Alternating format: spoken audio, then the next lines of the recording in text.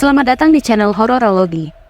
Di video kali ini akan dibawakan kembali sebuah kisah dari tulisan akun Kaskus @endokrin yang berjudul Santet, kisah nyata pengalaman keluarga. Untuk kalian yang ingin membaca tulisannya, bisa langsung klik link yang ada di description box. Tanpa perlu berlama-lama lagi, kita langsung masuk ke ceritanya.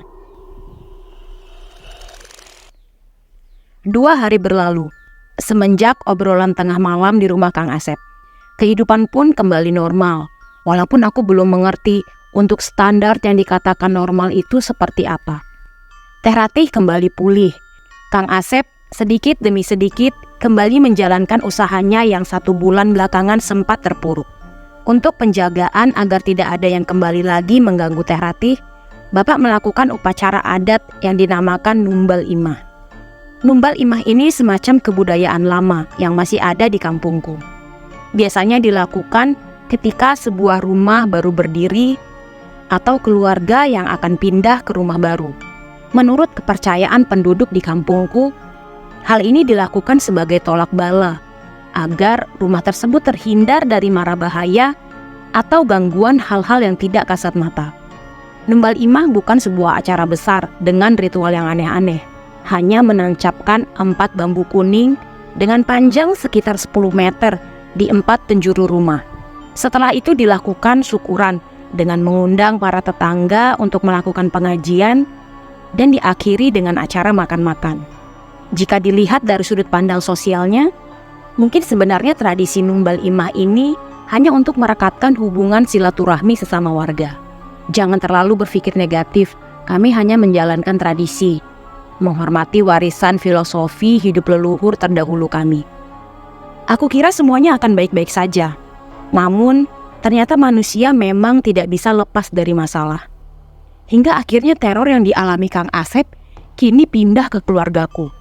Yang pertama kali menyadari bahwa keluarga kami sedang diganggu adalah ibu.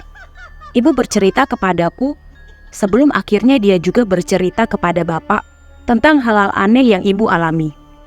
Kejadian itu diawali ketika kami sedang bakar-bakar sate ayam. Sekitar jam 10 malam, keluargaku masih belum tidur. Kami masih asik memanggang tusukan sate di belakang rumah. Kebetulan, rumahku memiliki dapur yang terpisah dari bagian rumah. Letaknya beberapa meter saja dari rumah. Dapur kami ini tiang-tiangnya terbuat dari kayu. Dindingnya dari anyaman bambu atau orang-orang biasa menyebutnya bilik, dengan atap genteng lama yang sudah berwarna coklat. Sebuah dapur yang cukup luas, selain ditempati koleksi perabotan dapur milik ibu, di sana juga ada bangku berbentuk persegi 4, tempat di mana biasanya kami makan bersama-sama. Bapak waktu itu masih sibuk mengipas-ngipas arang agar dagingnya cepat matang. Sementara ibuku sibuk meracik bumbu kacang, dan kedua adik perempuanku tampak lahap menikmati setiap potongan daging empuk berwarna coklat yang berbalut kecap itu. "Kok bau amis ya, Pak?" ucap ibuku ketika sedang mengolesi daging dengan jeruk nipis dan kecap manis. "Ah, enggak. Daging ayam kan baunya nggak terlalu, Bu. Nggak kayak daging kambing," jawab bapakku. "Bukan, Pak. Bukan dari daging. Dari luar kayaknya." Sambil mengendus-ngendus, ibu mencari arah bau berasal. Karena mendengar ucapan ibu, kami semua ikut mengendus. Tapi jujur saja, kami semua tidak mencium bau apapun. Mungkin karena penasaran, ibu lalu keluar, mencari sumber bau berasal. Saat keluar, ibu melihat sepasang mata hijau, terlihat di bawah pohon rambutan yang tampak sedang mengawasi kami.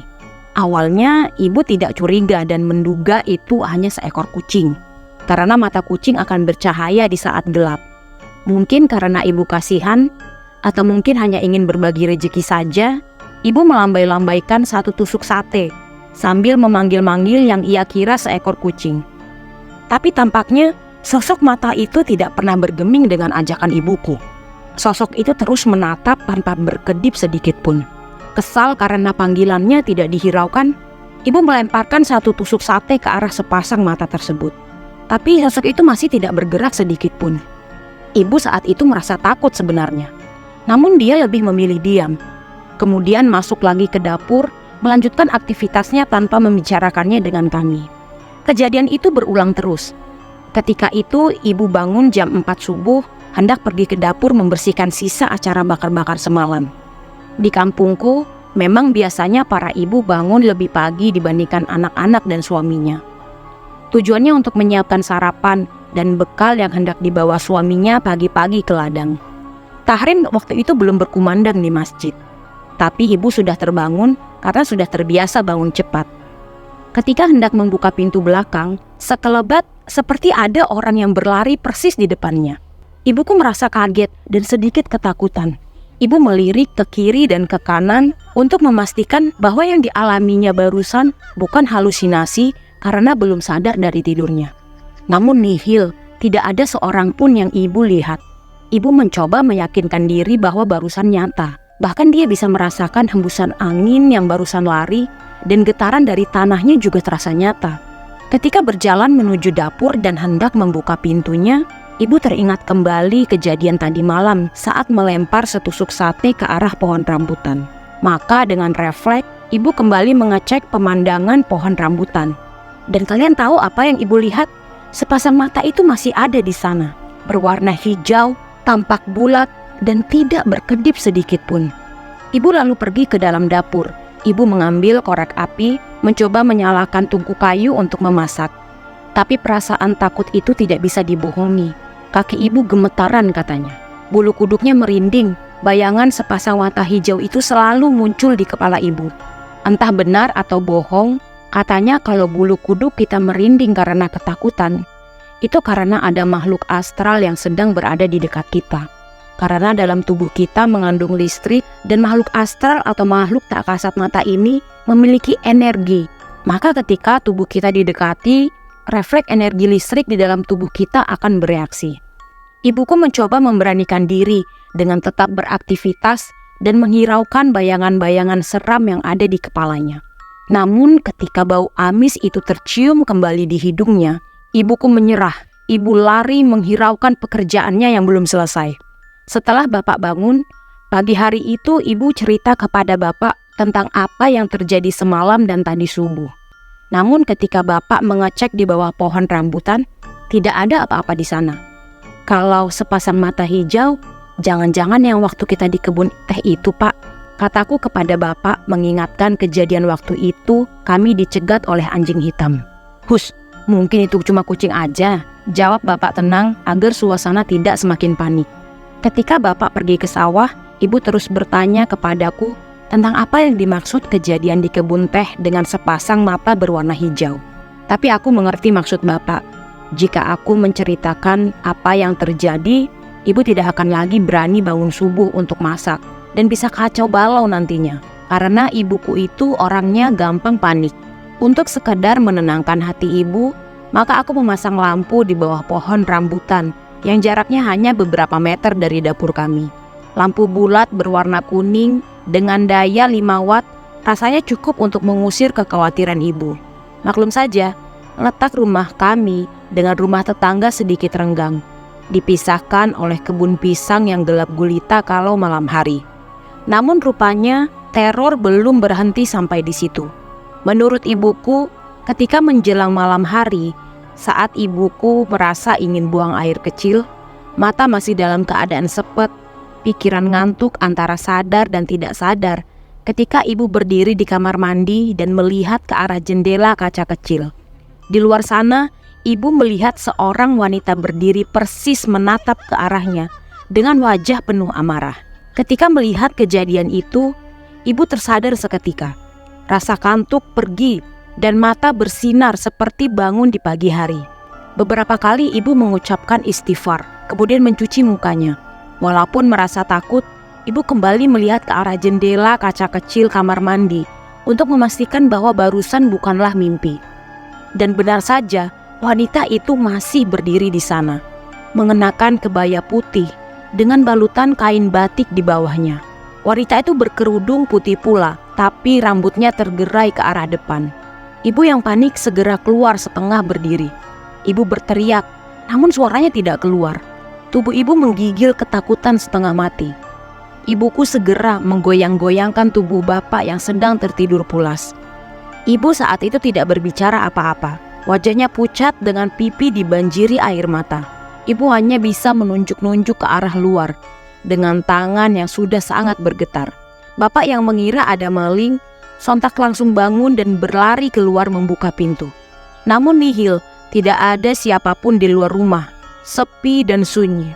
Hanya terdengar suara jangkrik dari kebun pisang sebelah dan semilir angin malam yang membuat tubuh menggigil. "Kenapa, Bu? Bu, nyebut. Istighfar, Bu." Bapak mengguncang-guncangkan tubuh ibu karena ibu menangis ketakutan. Aku duduk di samping ibu, mengusap-ngusap bahunya mencoba untuk menenangkan. Adik perempuanku yang saat itu masih berumur 10 tahun ikut terbangun dan kemudian membuatkan ibu teh manis. Malam itu benar-benar menggemparkan rasanya. Aku bermaksud mengundang tetangga agar suasana ramai dan ibu bisa sedikit tenang. Tapi bapakku melarangnya, mengingat waktu itu sudah menunjukkan jam 1:30 malam. Ketika keadaan sudah mulai kondusif dan ibu sudah tidak ketakutan lagi, bapak mulai bertanya apa yang dialaminya. Waktu ke kamar mandi, dari jendela kaca ibu lihat ada perempuan, Pak. Matanya melotot seperti marah sama ibu. Dia sedang berdiri di luar sendirian, ucap ibuku yang kemudian menangis kembali. Mungkin karena bayang-bayang itu teringat lagi. Akhirnya malam itu, ibu dan kedua adikku tidur di ruang tengah, sementara aku di kursi sofa. Bapak mungkin yang tidak bisa tidur, pergi keluar. Katanya mau berkeliling rumah untuk mengecek keadaan sekitar. Bapak juga sekalian ingin mencari tahu apa yang sebenarnya sedang terjadi. Tapi ketika aku hendak terlelap tidur, terdengar suara orang sedang berlari. Mungkin itu bapak, pikirku. Getarannya bahkan masih terasa. Aku yang merasa penasaran, kemudian membuka gorden kaca untuk mengecek. Dan aku melihat bapak berlari menuju kebun pisang yang gelap gulita. Entah apa yang bapak kejar ke arah sana. Ingin rasanya aku keluar. Namun belum sempat aku beranjak dari kursi, tiba-tiba seorang perempuan berdiri di halaman depan menatap ke arahku. Wanita yang aku lihat di halaman depan tiba-tiba menghilang ketika bapak kembali dari kebun pisang. Dengan baju basah karena bercucuran keringat, bapak masuk ke dalam rumah dan mengambil segelas air. Aku hendak bertanya apa yang terjadi, tapi aku urungkan niat itu ketika melihat bapak masih ngos-ngosan mengatur nafas. Keesokan harinya aku bertanya kepada bapak tentang kejadian semalam.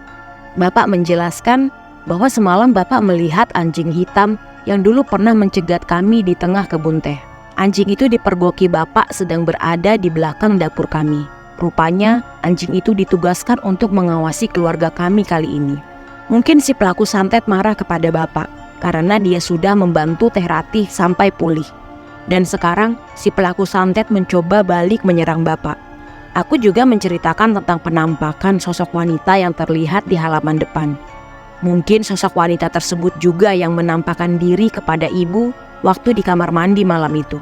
Tapi bapak menjawab kalau bapak tidak melihat sosok wanita semalam, hanya anjing hitam saja. Ibuku kembali pulih setelah diyakinkan bahwa semuanya baik-baik saja.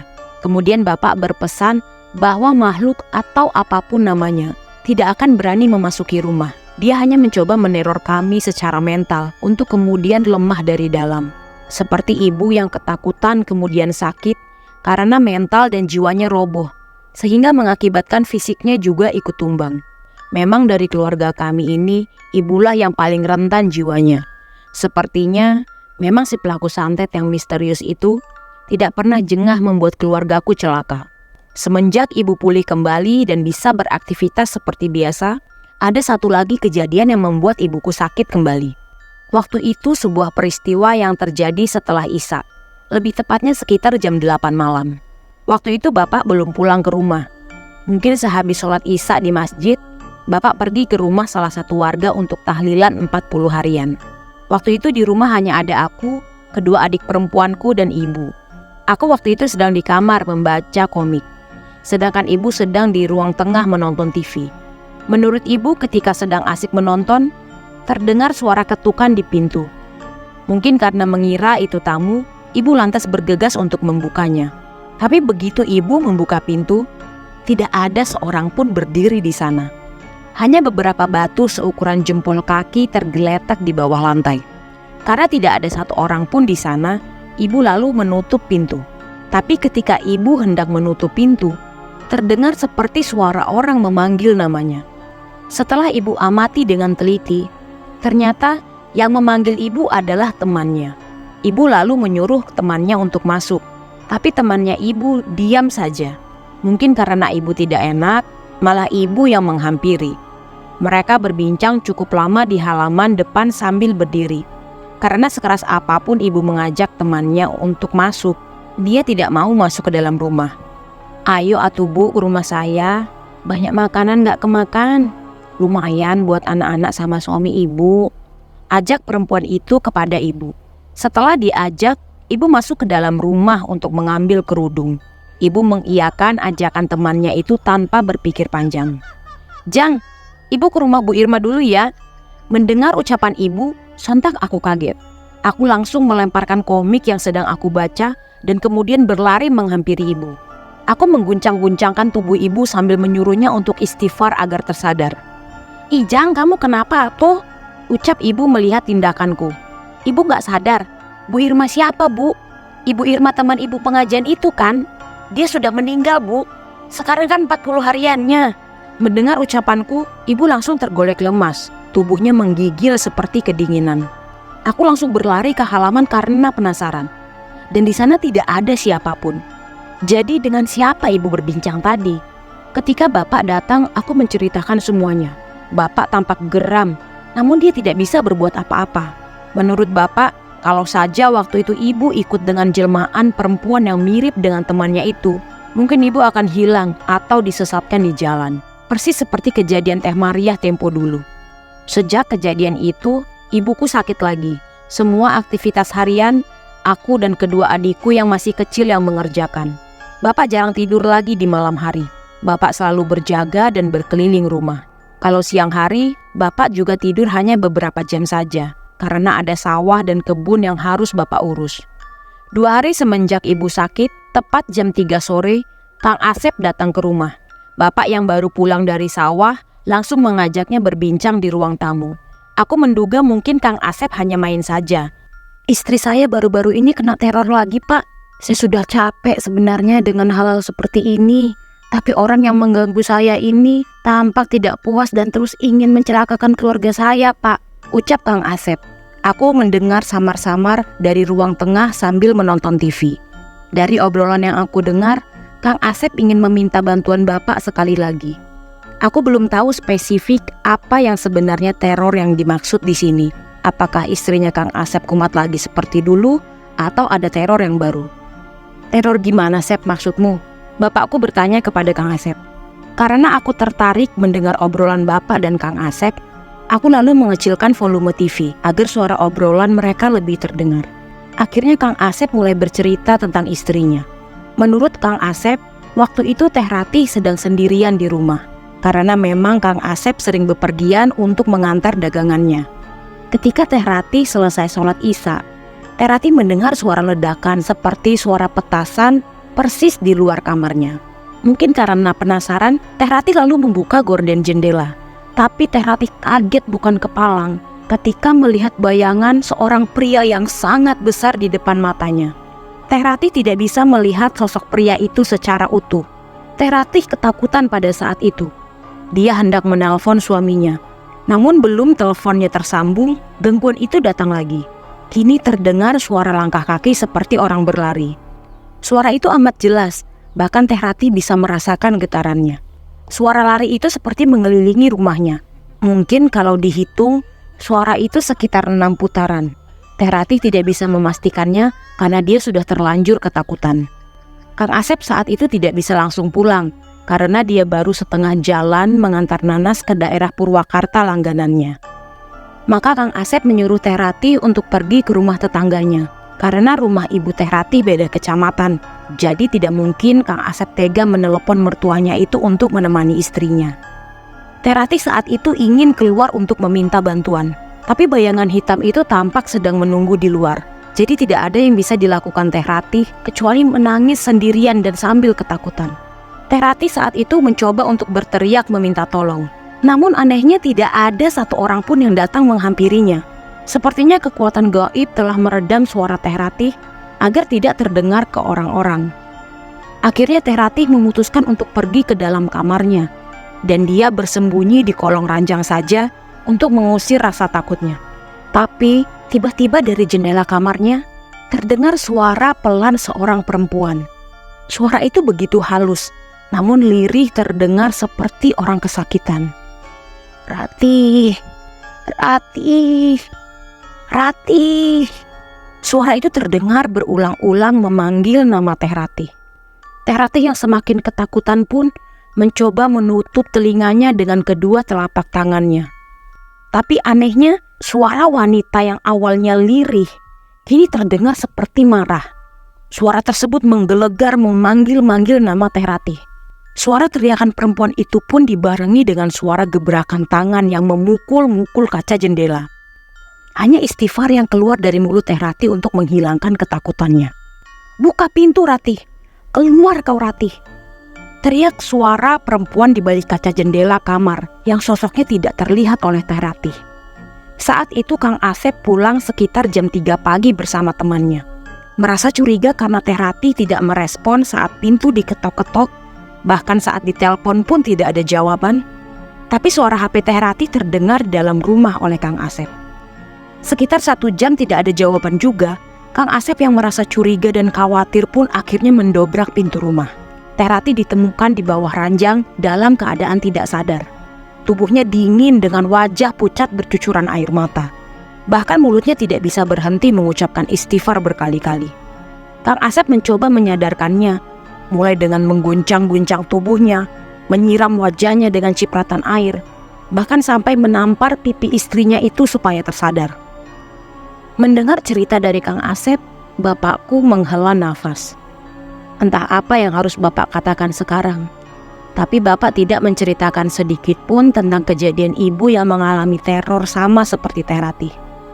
Setelah berpikir cukup lama, akhirnya bapak berkata kepada Kang Asep bahwa bapak tidak bisa lagi membantu Kang Asep. Kondisi ibu yang sakit dijadikan alasan bapak untuk menolak secara halus kepada Kang Asep. "Tolonglah Pak, sekali ini saya sudah bingung. Saya tidak mengerti hal-hal seperti ini. Cuma Bapak satu-satunya harapan saya saat ini, Pak," ucap Kang Asep dengan nada memohon, dengan mata yang tampak berkaca-kaca. Tapi keputusan Bapak sudah bulat dan tidak bisa diganggu-gugat. Aku mengerti sebenarnya alasan Bapak menolak Kang Asep. Yang awalnya Bapak kira hanya niat menolong saja, sekarang imbasnya malah kena kepada keluarga kami. Mungkin Bapak sadar, Bapak sudah terlalu jauh ikut campur urusan orang. Kang Asep tidak bisa memaksa keputusan Bapak. Akhirnya, dia harus pulang dengan tangan hampa. Dari wajahnya Kang Asep terlihat tampak kekecewaan, marah lebih tepatnya. Tapi aku tidak tahu rasa marah dan kesalnya itu ditujukan untuk siapa. Apa kepada Bapak yang tidak bisa membantunya lagi, atau kepada pelaku santet yang telah mengganggu hidupnya itu. Setelah 1 minggu berlalu, sedikit demi sedikit ibuku mulai pulih dan bisa beraktivitas seperti biasa lagi. Tapi sepertinya Bapak tidak diberi nafas sedikit pun untuk berleha-leha. Karena pada saat baru saja Bapak pulang sholat maghrib dari masjid, Kang Asep datang lagi ke rumah kami. Kali ini dia menangis, bahkan memeluk Bapakku. Kang Asep memohon-mohon agar Bapak mau datang ke rumah dan membantu istrinya. Melihat kelakuan Kang Asep yang tidak seperti biasanya, menarik perhatian keluargaku. Di situ ada ibu dan kedua adikku yang ikut berkumpul di ruang tamu menyaksikan Kang Asep yang sedang menangis. Sungguh tidak tega aku melihat Kang Asep. Bahkan ketika aku melihat ibu, matanya ikut berkaca-kaca. Setelah merasa tenang dan minum air putih, Kang Asep mulai bercerita kepada Bapak dan juga kami yang mendengarkan di sana. Seminggu yang lalu setelah pulang dari rumah kami, Kang Asep bergegas mencari orang pintar. Berdasarkan rekomendasi temannya, akhirnya Kang Asep mendapatkan seorang paranormal yang berasal dari luar kota Subang. Namun tidak akan aku sebutkan nama kotanya demi kebaikan bersama agar tidak ada yang tersinggung. Menurut Kang Asep, paranormal tersebut datang ke rumahnya untuk mengobati Teh Ratih dan juga memasang pagar goib untuk rumah Kang Asep agar tidak didatangi lagi makhluk-makhluk aneh. Bahkan menurut Kang Asep, dia membeli semacam keris kecil yang maharnya sangat mahal. Tapi demi kebaikan keluarganya, Waktu itu Kang Asep tidak memikirkan masalah uang, walaupun ia harus mencatut modal usahanya. Sekedar info saja, mahar itu menurut pengetahuanku adalah harga untuk membeli barang-barang mistis atau semacam benda pusaka. Jadi dalam istilahnya, proses pemindah tanganan benda pusaka disebutnya ijab kabul. Karena pamali katanya kalau menggunakan istilah jual beli. Tapi tidak ada reaksi, Teh Ratih tetap saja diganggu. Bahkan kejadian terakhir menurut Kang Asep, Teh Ratih hampir saja tewas di sumur belakang rumahnya. Sekarang Kang Asep benar-benar kebingungan. Uangnya telah menipis dan dia tidak sanggup lagi mencari paranormal untuk membantunya. Jadi saya sangat minta tolong sama Bapak. Saya mohon sekali, Pak. Bapak di situ tampak kebingungan. Bapak ingin sekali membantu Kang Asep sepertinya, tapi takut teror kembali berbalik ke keluarga kami. Tapi saat ini tampaknya tidak ada lagi alasan untuk menolak Kang Asep, karena ibuku sudah mulai membaik. Tapi Bapak masih diam, entah apa yang dipikirkan saat itu. Atau kalau Bapak tidak mau membantu, tolong sebutkan saja Pak, siapa yang melakukan ini kepada keluarga saya. Saya akan nabrak orang tidak tahu diri itu, ucap Kang Asep geram. Apa yang terjadi di sumur belakang rumahmu, Sep? Apa yang kamu maksud hampir saja menewaskan istrimu itu? Entah sedang mengalihkan pembicaraan atau mencari bahan pertimbangan, tiba-tiba Bapak bertanya seperti itu.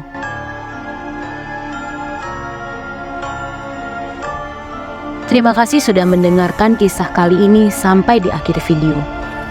Nantikan kelanjutan kisah ini di part selanjutnya. Sampai jumpa.